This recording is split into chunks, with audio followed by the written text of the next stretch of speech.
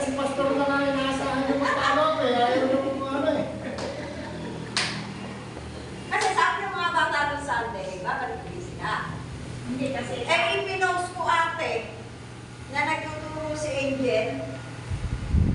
Siyempre, nakita na naman ng mga kaya may mali rin ako, dapat pala hindi ko pinost.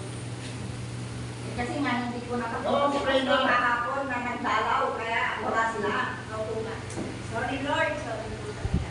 Maraming ng Diyos na makapangyarihan sa lahat ng liwapo na namin sa mga oras na ito. Salamat po sa buhay, sa inyong sa kalakasan ng mga batang ito na nandito po ngayon sa iyong tahanan kami.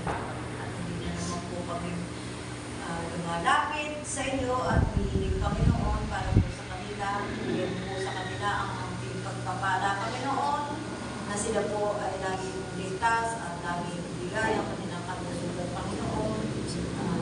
Matalinuhan, Panginoon, kung po silang hayaan na sila yung magkasakit, sila sa lupa, Panginoon.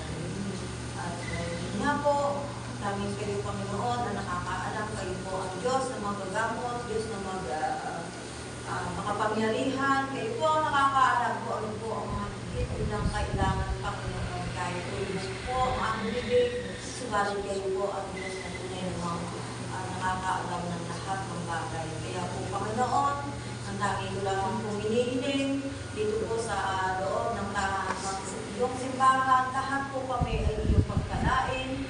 Hindi na po, ligtas niyo po kami lahat sa anumang po mga aksidente sa kuna. Ang gabay mo po, ang pagsubaybay ay aking po kailangan, Panginoon. Kaya po tuloy naman po kami kapasalamat sa iyo. At higit po sa lahat, Panginoon, anumang po ang aming mga nagigawang kasalanan, hindi naman po sinasadya, Panginoon, kasi po'y nangihingi sa iyo ng pagkakawalan. Kaya Lord, thank you po talaga. In Jesus' name we